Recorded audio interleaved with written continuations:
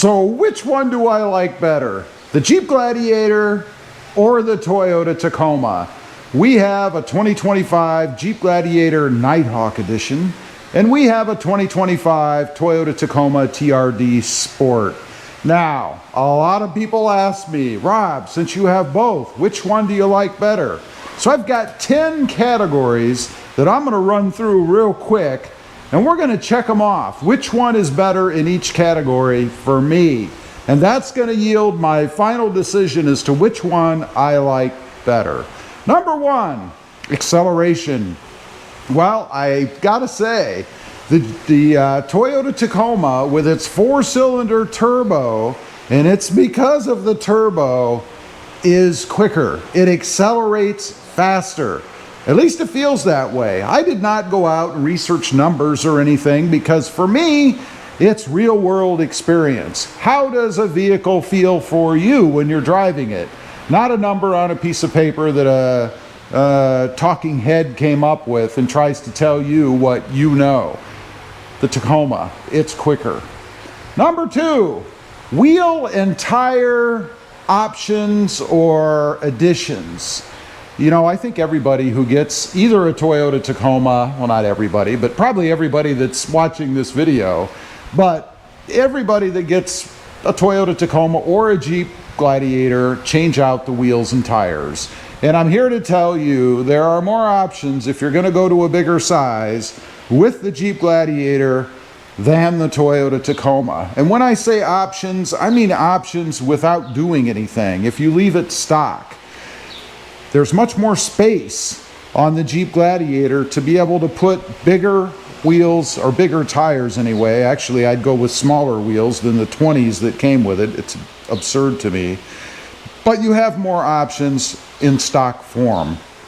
On the Toyota Tacoma, you can only go so big before you have to start doing things, either lifting the truck or chopping things off. It's just not as easy, I guess, or as financially responsible, because I know a lot of us spend a lot of money on these things and then we make the trucks the way we want them to be so they can accommodate those things, right?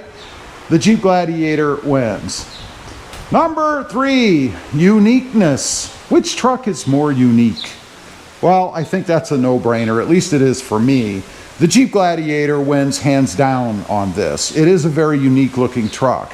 I think it makes it kind of polarizing, whether people like it or not. Some people hate the look of it. Some people love the look of it.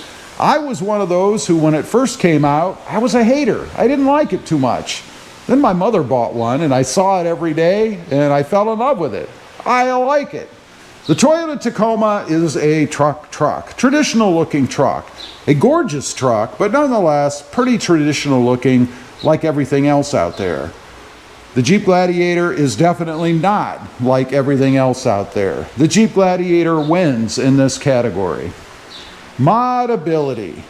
Changing the trucks to make them the way that you want them to be. I'm talking everything from lifts and bolt-ons and wraps and colors and little accessories and things.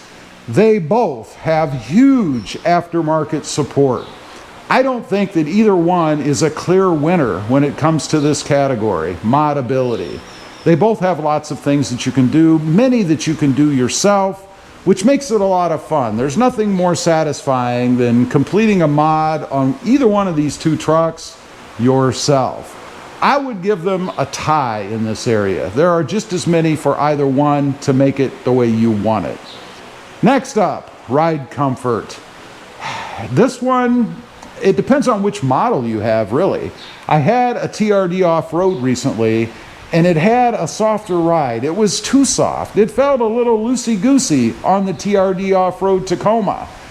On the Gladiator, it is a rougher kind of a ride, and this depends too on the suspension and the wheels and the tires. This one to me is rougher because for some reason Jeep decided to put 20-inch wheels on it, and by doing so they reduced the size of the tread wall here, right? You have less space. We have more on the Tacoma, at least in stock form, and both of these are stock. I haven't changed the wheels and tires on either one. The winner in this case is the Toyota Tacoma. It just feels like you're gliding along. It's a huge improvement, because of course Toyota did change out the suspension when they went with the 4th generation, and it is a heck of an improvement. Better on the Toyota Tacoma. Next up, inside room. Well, this is kind of a no-brainer for me too. The Jeep Gladiator just feels more roomy on the inside. Probably because it really is just a rectangular box that goes up in the air and gives you more space. Plus, it has all these open window areas that lets in more light, probably a matter of perception as well.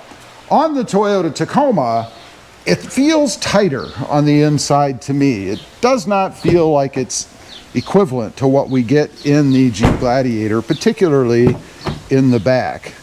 It's very tight back here, and I would say that Toyota's starting to get close to being realistically just a 2-seater. You can fit people back here, but I don't know too many adults that are going to want to sit in this, 6 to 8 inch area for very long.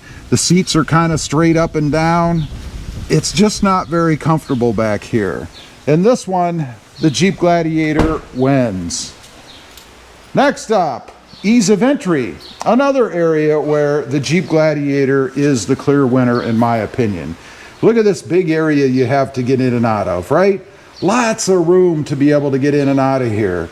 Same thing in the back area. Lots of space here in the entry area to get in and out. Now, you might think, well, this is pretty picky, isn't it? Well, if you're driving one of these 2 trucks every day and you're getting in and out in the mornings, maybe for lunch, and then back to the brick and mortar, and then at home and getting in and out at night, it matters after a while. You start to think, you know, this thing's kind of tight. Not so on the Jeep Gladiator. I mean, look at all that space. Tons and tons of room to get in and out.